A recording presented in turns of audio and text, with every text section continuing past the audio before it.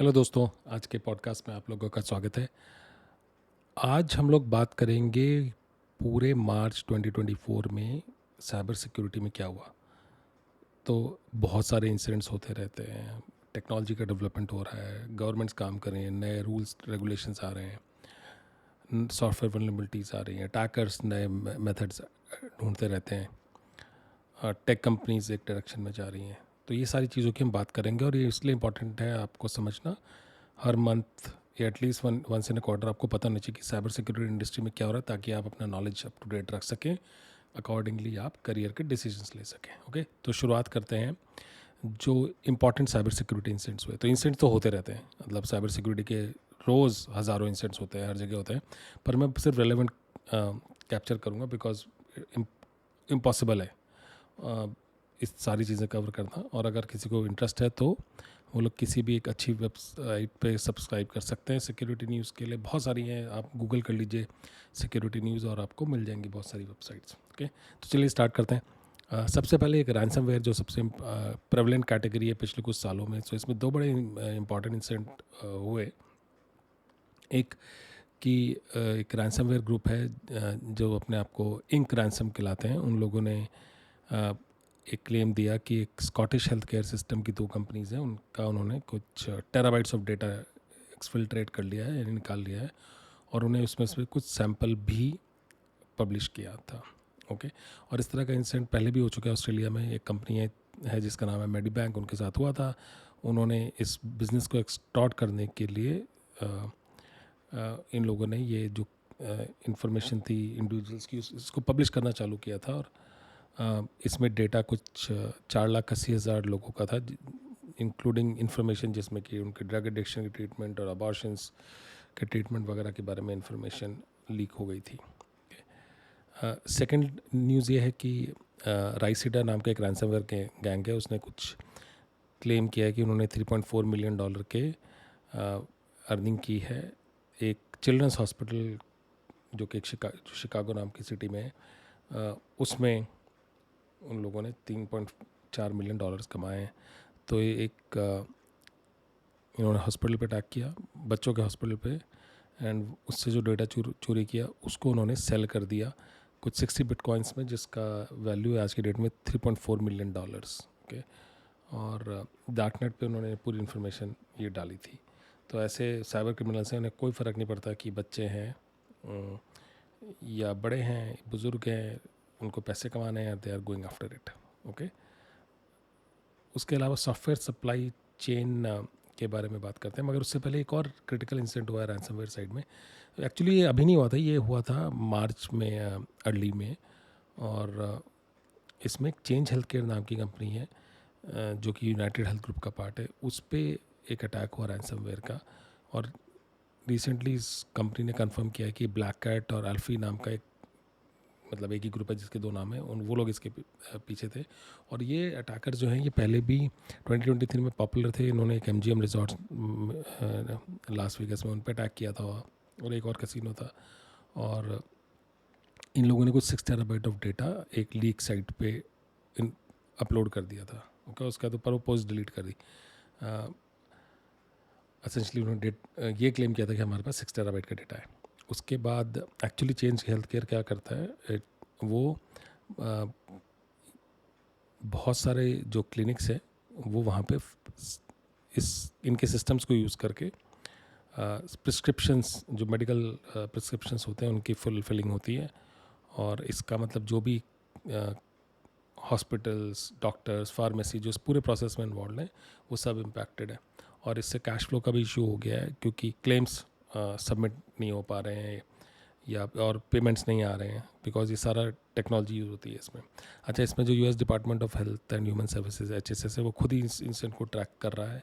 और वो लोग कोऑर्डिनेट कर रहे हैं बहुत सारी एजेंसीज जो साइबर सिक्योरिटी इंसिडेंट्स को इन्वेस्टिगेट कर रही हैं। ओके, इसके अलावा सॉफ्टवेयर सप्लाई चेन की बात करते हैं, इसके स्पेसिफिक अटैक्स। तो एक पाईपाई नाम की एक बड़ी पॉपुलर वेबसाइट है, इसको 10 घंटे के लिए करीब ब्लॉक कर दिया गया था। नए प्रोजेक्ट और नहीं क्रिएट किए जा सकते थे, नए यूज़र रजिस्ट्रेशन नहीं किए जा सकते थे, क्योंकि इस पर ना मैलवेयर अपलोड की अटैम्प्ट चल रही थी। ठीक है, और इसमें जो पेलोड डाले जा रहे थे वो क्रिप्टो वॉलेट की इन्फॉर्मेशन स्टील करने के लिए, ब्राउज़र से इन्फॉर्मेशन स्टील करने के, जैसे कुकीज़ का डेटा, एक्सटेंशंस का डेटा, क्रेडेंशियल्स का डेटा, ये सारा स्टील करने वाले मैलवेयर के कोड डाला जा रहा था। इसके अलावा रेड हैट ने एक अर्जेंट सिक्योरिटी अलर्ट रिलीज़ किया है, और उसने बताया कि उनकी बड़ी पॉपुलर डेटा कंप्रेशन लाइब्रेरी है एक्जेड यूटिल्स, जिसका नाम पहला नाम लिज्मा और LZMA यूटिल्स था। उसके अंदर एक मलिशियस कोड बैकडोर हो गया है, और जो कि अनऑथराइज एक्सेस या अनऑथराइज रिमोट एक्सेस अलाउ करता है साइबर क्रिमिनल्स को। ओके, उसके अलावा माइक्रोसॉफ्ट पे अटैक हुआ था करीब 2 महीने पहले करीब। उन्होंने कंफर्म किया है कि जो रशियन स्पॉन्सर्ड एक थ्रेट एक्टर है Midnight Blizzard APT29 Cozy BRB इसका नाम है, उनको माइक्रोसॉफ्ट का कुछ सोर्स कोड और रिपोजिटरीज और इंटरनल सिस्टम्स की एक्सेस मिल गई थी। ओके, इन्वेस्टिगेशन अभी भी चालू है, और उसमें ये भी बताया है कि जो थ्रेट एक्टर है जिसने ये अटैक किया है APT29, वो इस इंफॉर्मेशन को जो भी इसको मिली है उसको यूज़ करने की अटेम्प्ट्स कर रहा है। अब इसमें एक क्लियर नहीं हुआ है कि सोर्स कोड किस चीज़ का एक्सेस था, क्या विंडोज़ का था या कोई और प्रोडक्ट का था, ऑफिस का था, एक्सेट्रा। बहुत सारे प्रोडक्ट्स हैं माइक्रोसॉफ्ट के पास, उनमें से किसका था, तो इन्वेस्टिगेशन चल रही है।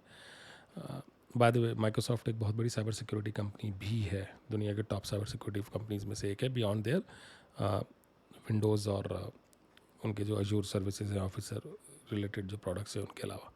अच्छा, इसके बाद हम बात करते हैं कि AI और AI की जो में टेक्नोलॉजी है उसमें साइबर सिक्योरिटी में क्या चल रहा है। ओके, एक रिसर्चर्स ने बताया है कि एक ओपन सोर्स एक फ्रेमवर्क है AI का जिसका नाम है रे। उसमें एक वल्नरेबिलिटी मिली है जिसको हैकर्स एक्सप्लॉइट कर रहे हैं, और ये जो टूल है रे, ये लार्ज स्केल पाइथन एप्लीकेशन को डेवलप और डिप्लॉय करने में यूज़ होता है, और जैसे कि machine learning, scientific computer, data processing.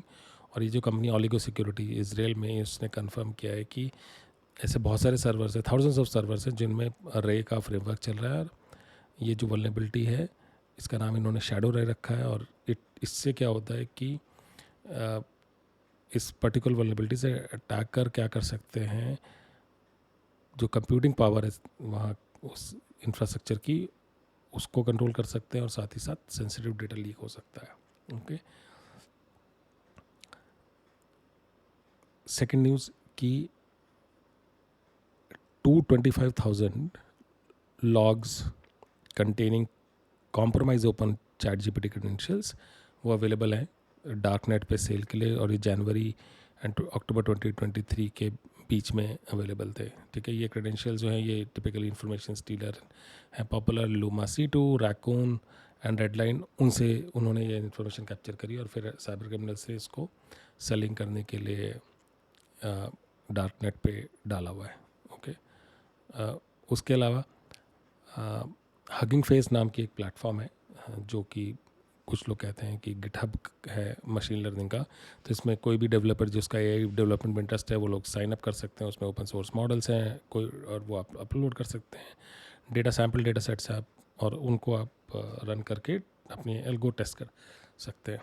Okay, और ये काफ़ी पॉपुलर है अपनी ट्रांसफॉर्मर्स पाइथन लाइब्रेरी के लिए, जो कि ट्रेनिंग मॉडल्स को डाउनलोड और ट्रेन करने के लिए, ML मॉडल्स को डाउनलोड और ट्रेन करने के लिए यूज़ होती है। ओके, अब इस स्पेसिफिक इंसिडेंट में ये और रिसर्च में पता चला है कि 100 मॉडल्स हैं वो जो इस वेबसाइट पे अवेलेबल है वो मलिशियस हैं। ओके, तो ये इसलिए मलिशियस हैं क्योंकि इनके अंदर बैकडोर अवेलेबल है, और इसमें पिकल नाम की एक स्पेसिफिक फाइल कुछ मॉडल्स में यूज़ होती है। ये पिकल, जो लोग नहीं जानते, एक टेक्निक है जिसके थ्रू हम सीरियलाइजेशन करते हैं ताकि डेटा शेयर हो सके कंपोनेंट्स के बीच में। ओके, पिकल एसेंशली एक इंस्ट्रक्शन सेट है, ऑपकोड है, जो आमतौर पर ह्यूमंस नहीं पढ़ते हैं, और इससे ही यूज़ करके पिकलिंग और अनपिकलिंग होती है, और इस ऑपकोड के अकॉर्डिंगली एक्शन एग्जीक्यूट हो सकता है। तो ये जो भी मॉडल्स हैं जो पिकल यूज़ करते हैं, एटलीस्ट एक मेथड ये है कि मतलब बहुत सारे मॉडल्स हैं उसमें कुछ मॉडल्स हैं वो पिकल यूज़ कर रहे हैं। ये मॉडल अलाउ करता है अटैकर को एक शेल दे देगा सिस्टम पे जिस पे वो कोड रन हो रहा है, और फुल कंट्रोल मिल जाता है उस मशीन का, एसेंशली एक बैकडोर क्रिएट कर देते हैं मॉडल्स। ओके, तो ये प्रॉब्लम है ओपन सोर्स एआई की कि कोई भी मॉडल डाल सकता है, वो मॉडल में अंदर क्या लिखा हुआ है किसी को नहीं पता, या वो ट्रोजनाइज हो सकता है मॉडल, और इसके बारे में मैंने पहले भी बात करी थी। ओके, उसके अलावा एक और रिसर्च आई है कंपनी हिडन लेयर, उसने बताया है कि गूगल का जो जेमिनाई है उसके अंदर सिक्योरिटी थ्रेट्स हो सकते हैं, जिसकी वजह से वो सिस्टम प्रॉम्प्ट्स बता सकता है, हार्मफुल कंटेंट जनरेट कर सकता है और इनडायरेक्ट इंजेक्शन अटैक कर सकता है। ओके, तो मैं आमतौर पे न्यूज़ की समरी देता हूँ, जिसको इंटरेस्ट है आप प्लीज़ इस बारे में गूगल कर लीजिए, सर्च कर लीजिए, आपको बहुत इन्फॉर्मेशन मिलेगी। ओके, सिक्योरिटी रेगुलेशंस की बात करते हैं। सिक्योरिटी रेगुलेशंस में पेंटागन है, उसने थर्सडे मतलब एसेंशली लास्ट वीक का एक स्ट्रैटेजी के लिए एक प्रेस रिलीज़ करी कि वो अपने जो डिफेंस इंडस्ट्रियल बेस है उसको सिक्योर करने के लिए एक्टिविटी चालू करेगा, वर्क स्ट्रीम चालू करेगा, और एसेंशली वो एक रोड मैप बनाएगा जिससे कि रेजिलेंसी और साइबर सिक्योरिटी है इस पूरे डिफेंस इंडस्ट्रियल बेस में वो इम्प्रूव करी जा सके। डिफेंस इंडस्ट्रियल बेस वो कंपनीज जो डिफेंस के अराउंड इन्वॉल्व है, इसमें हज़ारों कंपनीज होती हैं, कुछ कॉन्ट्रैक्टर्स होती हैं, कुछ डायरेक्ट मैन्युफैक्चरर्स हो सकती हैं। ठीक है, और पहले ऐसा इंसिडेंट हो चुका है 2009 में एक चाइनीज़ हैकर्स के ग्रुप ने, उन्होंने एक F-35 एक कंपनी है उस जो कि F-35 जॉइंट स्ट्राइक फाइटर, उसको उसके प्रोसेस में इन्वॉल्व थी, और उन लोगों ने वहाँ पे डिज़ाइन डेटा चोरी कर लिया था। okay? इसके अलावा सेकंड ये अपडेट ये है कि US environmental protection agency EPA ये एक नई टास्क फोर्स बनाना चाहते हैं। इन्होंने ये रिलीज़ किया है इन्फॉर्मेशन कि एक नई टास्क फोर्स बनाएंगे जो कि वाटर सेक्टर को सिक्योर कर सके। तो आप लोग सोच रहे हो कि पानी की सप्लाई उसका साइबर क्राइम से क्या रिलेशन है, तो ऐसा है कि यूएस में पहले हो चुका है, बहुत जगह हो चुका है, इंक्लूडिंग इंडिया की जो क्रिटिकल इंफ्रास्ट्रक्चर है जिसमें पानी, बिजली, ओके, ये आता है, एटलीस्ट ये आता है। और इसके ऊपर यूएस में क्या हुआ था कि एक ईरान की एक ग्रुप है IRGC, Islamic revolutionary guard corps, इन्होंने बहुत सारी पानी की फैसिलिटीज़ पे अटैक किया था, क्योंकि वो फैसिलिटीज़ इजराइल का एक सॉफ्टवेयर यूज़ करती हैं, और उस सॉफ्टवेयर को उन्होंने हैक किया और कंट्रोल लेने की कोशिश करी थी। और इसमें ज़्यादा डैमेज नहीं हुआ था कुछ, लेकिन और वाटर पानी की सप्लाई बंद नहीं हुई थी, कोई खास इम्पैक्ट नहीं हुआ था, जैसा कि पब्लिक फोरम्स में न्यूज़ अवेलेबल है। मगर आप इमेजिन करिए अगर साइबर क्रिमिनल्स को हमारे पानी का एक्सेस मिल जाए, बिजली की एक्सेस मिल जाए, तो वो कुछ भी कर सकते हैं। ओके, इंक्लूडिंग पानी की सप्लाई रोक देना। अब कुछ बात करते हैं नेशन स्टेट रिलेटेड यूज़, यानी ऐसे केस जिसमें नोन कंट्रीज़ हैं जो अटैक्ड हैं, हुई हैं, या फिर जो अटैक्स में इन्वॉल्व हैं। जैसे सोर्स में अगर मैं बात करूं तो रशिया के बारे में एक रिसेंटली एक रिपोर्ट आई है जो कि लिथुनियन सिक्योरिटी सर्विसेज ने दी है कि वो क्या कर रहे हैं कि अपनी क्वालिटी और फ्रीक्वेंसी मिस इन्फॉर्मेशन की उसको बढ़ा रहे हैं। तो जो रशिया क्या कर रहा है कि स्पेसिफिक इन्फॉर्मेशन कैंपेन्स लॉन्च करी हैं जिससे कि वो यूक्रेन में जो उनका इन्वेजन चल रहा है उसको डाउन प्ले कर सके सैंक्शंस को। सो एसेंशली वेस्टर्न वर्ल्ड उन पर सैंक्शन लगा चुकी हैं, और वो ऐसी इन्फॉर्मेशन फैला रहा है कि हमें सैंक्शन से कोई इम्पैक्ट नहीं पड़ता, और उससे ये भी ये लोग कर रहे हैं कि जो फियर है और पैनिक है वो पॉपुलेशन में, जो लोकल पॉपुलेशन है उसमें वो लोग फैला सकें। ओके, जैसे एग्जांपल एक इन्फॉर्मेशन उन्होंने ये करी कि एक्सप्लोसिव प्लांट करे जा चुके हैं लिथुआनिया के एक स्कूल में, और ये तभी किया उन्होंने जब एकेडमिक ईयर स्टार्ट हो रहा था और टीचर्स की स्ट्राइक थी, तो उससे लोगों के बीच में डर फैला। और लास्ट ईयर लिथुनियन मीडिया ने एक और रिपोर्ट दी थी कि लोकल पुलिस को करीब 900 रशियन लैंग्वेज की में फॉल्स वार्निंग मिली थी एक अबाउट एक्सप्लोसिव, जो कि स्कूल में या किंडरगार्टन स्कूल में और ज्यूइश इंस्टीट्यूशंस में लगे हुए हैं। तो ये सारी इन्फॉर्मेशन वॉरफेयर के अराउंड इश्यूज़ हैं। ओके, चाइना की बात करें तो चाइना का एक एस्पिनाज ग्रुप है जो कि गवर्नमेंट एजेंसीज, एजुकेशन इंस्टीट्यूशन और कम्युनिकेशन इंडस्ट्री को टारगेट करता है। इनके 2 कस्टम बैकडोर्स मिले हैं। ओके, इस ग्रुप का नाम है अर्थ क्राहैंग।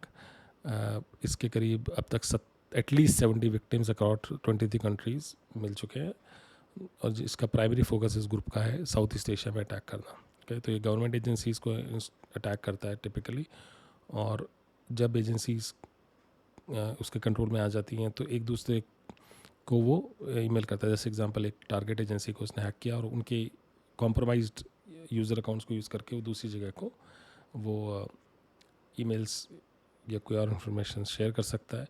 एंड उसमें वो कुछ मलिशियस ट्रैफिक भी सेंड कर सकता है, कुछ मलिशियस कंटेंट भी होस्ट कर सकता है, स्पेयर फिशिंग ईमेल भेज सकता है। ठीक है, तो इस तरह से ये लोग काम करते हैं।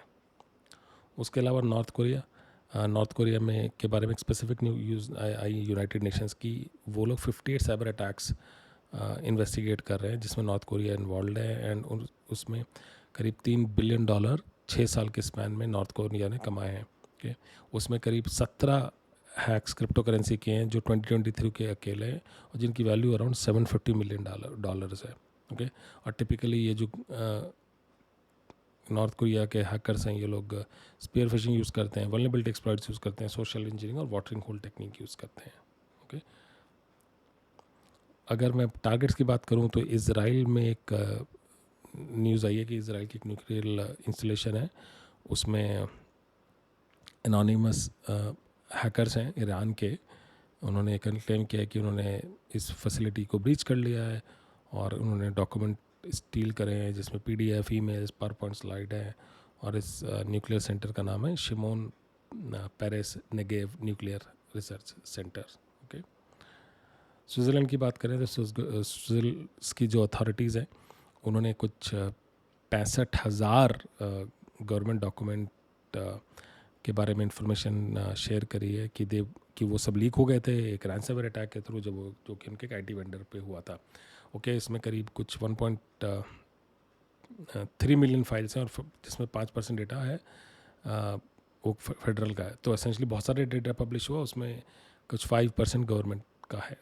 ओके, और इसी तरह वियतनाम में एक उनका सबसे बड़ा जो लार्जेस्ट स्टॉक ब्रोकर है VN Direct, उनके ऊपर एक साइबर अटैक हुआ और उसकी वजह से बहुत लोग ऑर्डर नहीं प्लेस कर पाए, ट्रेड के ऑर्डर्स, और करीब VN Direct का जो खुद का शेयर प्राइस था उस दिन 4% ड्रॉप हो गया था। ओके, और अभी तक ऑपरेशंस रेस्टोर नहीं हुए थे जब मैंने ये न्यूज़ क्लिप देखी थी। सो ये इस तरह से नेशन स्टेट इन्वॉल्व हैं। वल्नरेबिलिटीज़ की बात करें तो बहुत सारी वल्नरेबिलिटीज़ रोज़ रिपोर्ट होती हैं, मगर जो क्रिटिकल न्यूज़ ये है कि जर्मनी की साइबर एजेंसी BCI है, उसने रिपोर्ट किया है कि कुछ 17,000 माइक्रोसॉफ्ट एक्सचेंज सर्वर्स हैं जो वल्नरेबल हैं क्रिटिकल बग्स के लिए।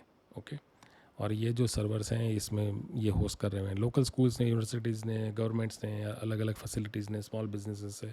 तो होता है कि कई बार सॉफ्टवेयर आप लोग डाउनलोड कर लेते हैं, सेटअप कर देते हैं, चल रहा है, लेकिन लोग पैच नहीं करते और इसी वजह से हैकर्स इंफ्रास्ट्रक्चर में घुस जाते हैं। ओके, तो इसलिए इम्पॉर्टेंट है कि आप अपना जो भी सॉफ्टवेयर सेटअप कर रहे हैं एज ए बिज़नेस, आप उसको हमेशा पैच करके रखें। ओके, उसके अलावा एक बड़ी इंटरेस्टिंग न्यूज़ आई है कि एक डॉर्माकाबा नाम की कंपनी है, उनके लॉक्स हैं, इलेक्ट्रॉनिक RFID लॉक्स हैं जो होटल्स में यूज़ होते हैं। अटैकर्स ने क्या किया, एक तरीका निकाला है जिससे कि वो एक सिंगल कार्ड के थ्रू बहुत सारे लॉक खोल सकते हैं सेम होटल में, और इससे ना करीब 3 मिलियन होटल्स, 30 लाख होटल्स का इम्पैक्ट है करीब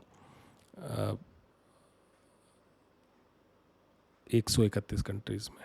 ओके, आई थिंक कुछ इस फिगर में मिस्टेक हो सकती है, बट असेंशली पॉइंट है कि 131 कंट्रीज़ में इस होटल चेन जो भी होटल्स इस प्रोडक्ट को यूज़ करते हैं उसमें इश्यूज़ हैं। जिसमें सैफ लॉक मॉडल है, क्वांटम मॉडल है, RT सफ़ायर और कुछ और लॉक्स हैं जो कि उनके 6000 MBS कम्युनिटी मैनेजमेंट सॉफ्टवेयर के साथ यूज़ होते हैं। ओके, ऑल्दो डॉर्माकाबा ने बहुत सारे लॉक रिप्लेस या अपडेट कर दिए हैं। As of March 36% of the lock उनके रिप्लेस हो गए, मगर इसमें कुछ लॉक्स हैं जो 1998 से यूज़ हो रहे हैं। ओके, तो आई एम श्योर इस तरह की चीज़ें अपडेट होने में टाइम लगेगा। उसके अलावा US की जो cyber security infrastructure security agency CISA है, उसने बताया है कि 3 बड़ी पॉपुलर वल्नरेबिलिटीज़ हैं जिनका एक्टिव एक्सप्लॉयटेशन चल रहा है, जिसमें आइडेंटिटी एंड पॉइंट मैनेजर है, नाइस का Linear eMerge E3 series access controller और फोर्टिनेट का 40 क्लाइंट EMS है। तो गवर्नमेंट एजेंसी बता रही है कि बहुत क्रिटिकली एक्सप्लॉइट हो रहे हैं ये लोग करके। उसके अलावा गूगल की एक रिपोर्ट आई है, उसने उसमें बताया है कि 2023 में 97 जीरो डे वल्नरेबिलिटीज़ एक्सप्लॉइट हुई थी, जिसमें जो कि पिछले साल 2022 से 50% हायर थी। ओके, 2022 में सिर्फ 62 वल्नरेबिलिटीज़ थी। उसके अलावा जो उनकी टैग है थ्रेट एनालिसिस ग्रुप में, ये भी कंफर्म किया है कि इसका प्राइमरी मोटिव ये होता है कि एस्पिनाज कर सकें साइबर क्रिमिनल्स। ओके, और ये क्रिमिनल फोकस कर रहे हैं स्मार्टफोन्स, ओएस, वेब ब्राउज़र और स्पेसिफिक एप्लीकेशंस में जिसमें ये सारी वल्नरेबिलिटीज़ मिली थी। ओके, अब हम बात करेंगे कि अटैकर्स किस तरह के मेथड्स यूज़ कर रहे हैं। तो टीटीपीज, टूल्स, टैक्टिक्स एंड प्रोसीजर्स। तो थ्रेट एक्टर्स क्या कर रहे हैं, फेक वेबसाइट जो वीडियो कॉन्फ्रेंसिंग के लिए यूज़ होती है उनके फेक वेबसाइट पब्लिश कर रहे हैं, जिसमें जूम, गूगल मीट, स्काइप हो रहा है और उसके थ्रू वो लोग मैलवेयर डिलीवर कर रहे हैं। तो अगर आप एक ट्रोजनाइज वर्जन ऑफ जूम डाउनलोड करते हैं तो आपके अंदर मैलवेयर आ जाएगा, और ये मैलवेयर जो है एसेंशली एंड्रॉयड और विंडोज़ यूज़र्स को दिसंबर 2023 से टारगेट कर रहा है। ओके, पर्टिकुलर मैलवेयर एक रैट कैटेगरी है, रिमोट एक्सेस ट्रोजन, जिसका एक नाम अगर एंड्रॉयड के लिए तो स्पाइन नोट रैट है, और अगर विंडोज़ पे है तो एनजे रैट या डीसी रैट है, अवेलेबल है। ओके, उसके अलावा थ्रेट एक्टर्स क्या कर रहे हैं, कुछ सॉफ्टवेयर्स हैं जैसे Apache Hadoop, YARN, Docker, Atlassian, Confluence, इनके रेडिस, इनके जो मिसकॉन्फिगर्ड सर्वर्स हैं उनको और आउटडेटेड वल्नरेबल सर्वर्स को एक्सप्लॉइट कर रहे हैं, ताकि उस पर वो मैलवेयर डिलीवर कर सकें और क्रिप्टो करेंसी माइनिंग कर सकें, और साथ ही साथ इसकी रिमोट एक्सेस ले सकें इंफ्रास्ट्रक्चर में फर्दर हैक करने के लिए। ओके,